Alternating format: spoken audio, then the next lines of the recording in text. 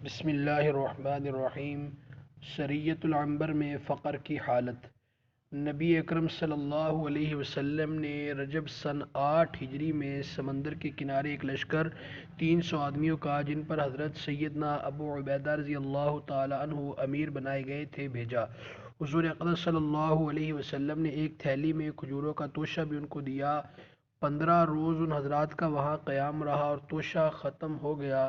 حضرت قیس رضی اللہ تعالیٰ عنہ نے، جو اس قافلے میں تھے، مدینہ منورہ میں قیمت ادا کرنے کے وعدہ پر قافلہ والوں سے اونٹ خرید کر ذبح کرنا شروع کیے اور 3 اونٹ روزانہ ذبح کرتے، مگر تیسرے دن امیر قافلہ نے اس خیال سے کہ سواریاں ختم ہو گئیں تو واپسی پر بھی مشکل ہو جائے گی، ذبح کی ممانعت کی اور سب لوگوں کے پاس اپنی اپنی جو کچھ کھجوریں موجود تھیں جمع کر کے ایک تھیلی میں رکھ لیں اور ایک ایک کھجور روزانہ تقسیم فرما دیا کرتے، جس کو چوس کر یہ حضرات پانی پی لیتے اور رات تک کے لیے یہی کھانا تھا۔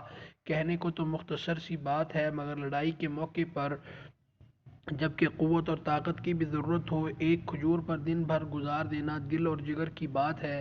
چنانچہ حضرت سیدنا جابر رضی اللہ تعالیٰ عنہ نے جب یہ قصہ لوگوں کو حضور اقدس صلی اللہ علیہ وسلم کے بعد سنایا تو ایک شاگرد نے عرض کیا کہ حضرت، ایک کھجور کیا کام دیتی ہوگی؟ آپ رضی اللہ تعالیٰ عنہ نے ارشاد فرمایا، اس کی قدر جب معلوم ہوئی، جب وہ بھی نہ رہی کہ اب بجز فاقہ کے کچھ نہ تھا۔ درخت کے خشک پتے جھاڑتے اور پانی میں بھگو کر کھا لیتے، مجبوری سب کچھ کرا دیتی ہے اور ہر تنگی کے بعد اللہ جل شانہ کے یہاں سے سہولت ہوتی ہے۔ حق تعالی جل شانہ نے ان تکالیف اور مشقتوں کے بعد سمندر میں سے ایک مچھلی ان لوگوں کو پہنچائی جس کو عنبر کہتے ہیں۔ اتنی بڑی تھی کہ 18 روز تک یہ حضرات اس میں سے کھاتے رہے اور مدینہ منورہ پہنچنے تک اس کا گوشت توشوں میں ساتھ تھا۔ حضور اقدس صلی اللہ علیہ وسلم کے سامنے جب سفر کا مفصل قصہ سنایا گیا تو حضور اقدس صلی اللہ علیہ وسلم نے یہ ارشاد فرمایا کہ یہ اللہ کا ایک رزق تھا جو تمہاری طرف بھیجا گیا۔ فائدہ میں شیخ الحدیث رحمۃ اللہ علیہ ارشاد فرماتے ہیں، لکھتے ہیں، مشقت اور تکالیف اس دنیا میں ضروری ہے اور اللہ والوں کو خاص طور پر پیش آتی ہے۔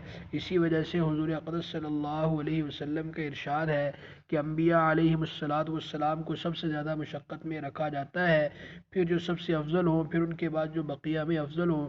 آدمی کی آزمائش اس کی دینی حیثیت کے موافق ہوتی ہے اور ہر مشقت کے بعد اللہ جل شانہ کی طرف سے اس کے لطف و فضل سے سہولت بھی عطا ہوتی ہے۔ یہ بھی غور کیا کریں کہ ہمارے بڑوں پر کیا کیا گزر چکا اور یہ سب دین ہی کی خاطر تھا۔ اس دین کے پھیلانے میں جس کو آج ہم اپنے ہاتھوں سے کھو رہے ہیں، ان حضرات نے فاقے کیے، پتے چابے، اپنے خون بہائے اور اس کو پھیلایا جس کو ہم آج باقی بھی نہیں رکھ سکتے۔ اللہ تعالی ہم سب کو دین کی محنت کے لیے، دین کی فکر کے لیے قبول فرمائے، آمین یا رب العالمین۔